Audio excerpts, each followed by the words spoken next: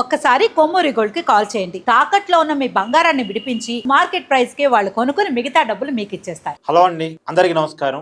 ఇంకొన్ని గంటల్లో ప్రపంచంలో ఏం జరగబోతా ఉంది? ఇరాన్ వర్సెస్ ఇజ్రాయెల్ అమెరికా యుద్ధం ఏ స్థాయికి పోయే అవకాశం ఉంది?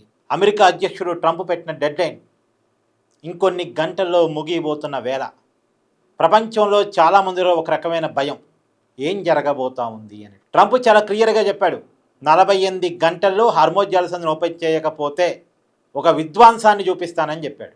తర్వాత ఆ మాట చెప్పిన 24 గంటల్లోనే మరొక కామెంట్ చేశాడు, టైం దగ్గరకు వస్తుంది, హార్మోజ్ జలసంధిని ఓపెన్ చెయ్యండి రా అంటూ మాట్లాడాడు. బూతులు తిట్టాడు.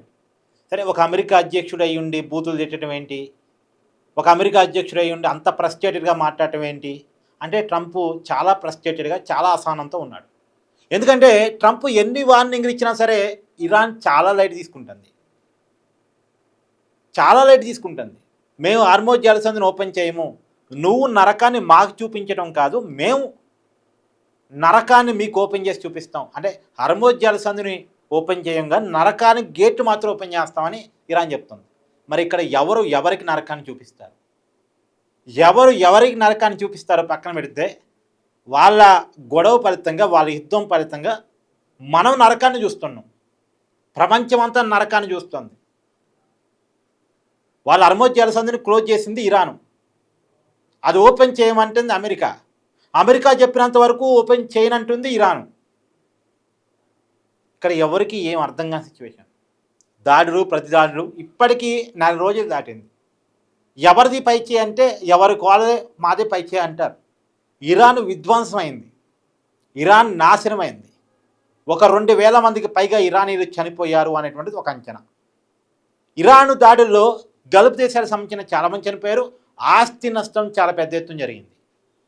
అంటే డైరెక్ట్గా అమెరికా మీదో ఇజ్రాయెల్ మీదో కంటే కూడా ఎక్కువగా ఇరాన్ దాడి చేసింది గల్ఫ్ దేశాల మీద. ఎందుకు? గల్ఫ్లో అమెరికా స్థావరాలు పెట్టుకొని ఇరాన్ మీద దాడి చేసింది కాబట్టి, నా మీద దాడి చేయడానికి మీరు స్థావరాలు కల్పిస్తారా అని చెప్పేసి గల్ఫ్ దేశాల మీద ఇరాన్ దాడి చేసింది.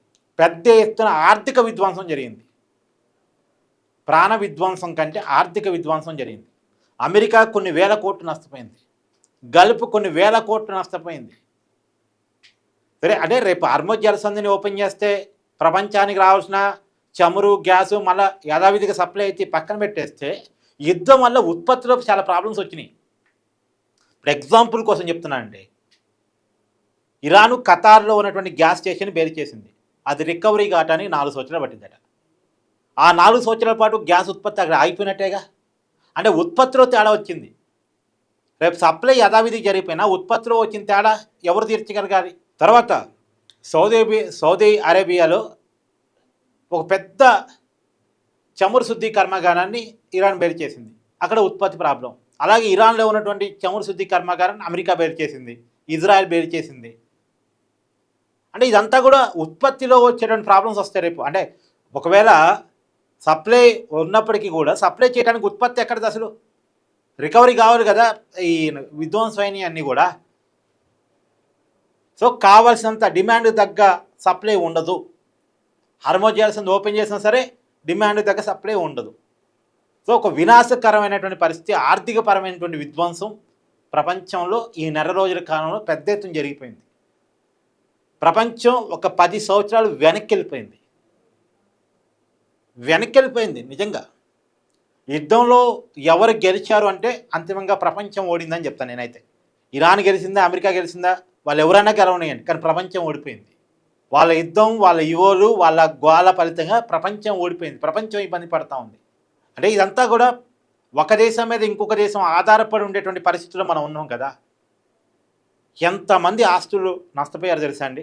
దుబాయ్ రియల్ ఎస్టేట్ పడిపోయింది, దుబాయ్ పర్యాటక రంగం పడిపోయింది. అనేక మంది కుబేర్లు కొన్ని 100 కోట్లు రాసయ్యారు. స్టాక్ మార్కెట్ మొత్తం పడిపోయింది. బంగారం ఇన్వెస్ట్మెంట్స్ పడిపోయాయి. ఆయిల్ కంపెనీ నష్టాల్లోకి పోయాయి, గ్యాస్ కంపెనీలు నష్టాల్లోకి పోయాయి. ప్రజల మీద కాస్ట్ ఆఫ్ లివింగ్ పెరిగింది, ధరలు పెరుగుతున్నాయి. కన్స్ట్రక్షన్ రియల్ ఎస్టేట్ బిజినెస్ ఒక 20% హైక్, అంటే 20% ధరలు పెరిగాయి, మార్కెట్ లేదు. అంటే ఏ వల్ల చాలా పెద్ద ప్రమాదం, ఎన్నో మంది ఉద్యోగాలు పోతాయని మనం అనుకున్నాం. కానీ ఏ కాకుండా పోయినటువంటి ఉద్యోగాలు ఎన్నో ఈ కేవలం యుద్ధం వల్ల. ఒక గ్యాస్ ప్రాబ్లంతో ఎన్ని హోటల్స్ మూతపడ్డాయో ఇండియాలో, ఎన్ని హోటల్స్ మూతపడితే ఎంతమంది ఎంప్లాయీస్ రోడ్డు మీద పడ్డారు. ఒక హోటల్ నమ్ముకొని చెఫ్స్, వెయిటర్స్, తర్వాత క్లీనింగ్ సిబ్బంది, స్విగ్గీ, జొమాటో బాయ్స్ చాలామంది పనిచేస్తుంటారు డైరెక్ట్గా ఇండైరెక్ట్గా. ఒక హోటల్ బిజినెస్ దెబ్బతిందంటే అంతమంది లైఫ్లు దెబ్బతిన్నట్టే లెక్క. ప్రతి జరుగుతుంది. ఏదేమైనా ఒక వినాశకరమైన పరిస్థితులు. రేపు ఏం జరగబోతుంది, ఎవడికి నరకాన్ని చూపించబోతూ ఉన్నాడు చూడాలి. కానీ ఇక నరకం ప్రపంచం చూస్తూ ఉంది కాబట్టి అందరి గోలు పక్కన పెట్టి కూర్చొని మాట్లాడుకుని సమస్యను పరిష్కరించుకుంటే బెటర్. సరే, ఒక మంచి మాట వినబడుతుంది. ఏదో 45 రోజుల పాటు యుద్ధానికి విరమణ ఇవ్వబోతున్నట్టుగా ట్రంప్ స్టేట్మెంట్ ఇవ్వబోతున్నాడు. మధ్యలో ఏదో పాకిస్తాను, టర్కీ, ఇలా తర్వాత గల్ఫ్ దేశాలు కొన్ని చర్చలు జరుగుతున్నాయి, ఇరాన్కు అమెరికాకి మధ్య జరుపుతున్నాయి అని చెప్పేసి వినపడుతుంది. ఆ వినపడుతున్నటువంటి చర్చల్ని ఇగోయిస్టులు, ఇప్పుడు ఇక్కడ ప్రాబ్లం ఏంటంటే అండి, సమస్యకి పరిష్కారం లేక కాదు, కానీ నాదే పై చేయి కావాలనేటువంటి ప్రయత్నంలో పొరపాటు జరుగుతుంది. ఇప్పుడు ట్రంప్ ఏంది, వెనక గొయ్యి ముందు నొయ్యి అన్నట్టుంది ఆయన పరిస్థితి. యుద్ధం ఓడిపోయిన ఒప్పుకొని ముగించలేడు. దానికి ఒక మంచి రాజీ మార్పు కావాలి, అంటే తనదే పై చేయి అనే ఒక రాజీ ఫార్ములా కావాలి. ఇరాన్కి అదే కావాలి. ఇరాన్కి ఏంది, ట్రంప్ ఒప్పుకొని నష్టపరిహారం ఇవ్వాలి. అది ట్రంప్ ఇవ్వడు. ట్రంప్ అది ఇవ్వకుండా వీళ్ళు అర్మో జలసంధిని ఓపెన్ చేయడు. ఈ రెండు జరగకుండా అసలు యుద్ధం ముగియదు. ఇప్పుడు ట్రంప్ బాధ ఏంది, ఇప్పుడు ఇరాన్ విషయంలో వెనక్కి తగ్గితే రేపు ఎవరిని బెదిరించడానికి అవకాశం ఉండదు. చాలా అయ్యా ఇరాన్ విషయంలో ఏం జరిగింది మేము చూసాంగా అంటారు. రేపు ఆల్రెడీ యుద్ధం చేసే దేశాన్ని ఎంచుకొని ఉన్నాడు ట్రంప్. క్యూబా అనేటువంటి దేశాన్ని చెప్పేశాడు ఆల్రెడీ. నెక్స్ట్ క్యూబా మీద అని చెప్పాడు, తర్వాత గ్రీన్లాండ్ మీద అని చెప్పాడు. గ్రీన్లాండ్ నాకే కావాలి, క్యూబా నాకే కావాలి అని చెప్పాడు.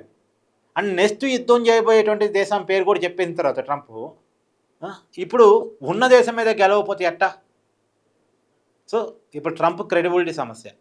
చూడాలి యుద్ధం ఎక్కడి వరకు వెళ్ళిద్ది ఏంటి అన్నటువంటిది. జరుగుతున్న యుద్ధం మీద మీ అభిప్రాయాన్ని కామెంట్ చేయండి. Thank you.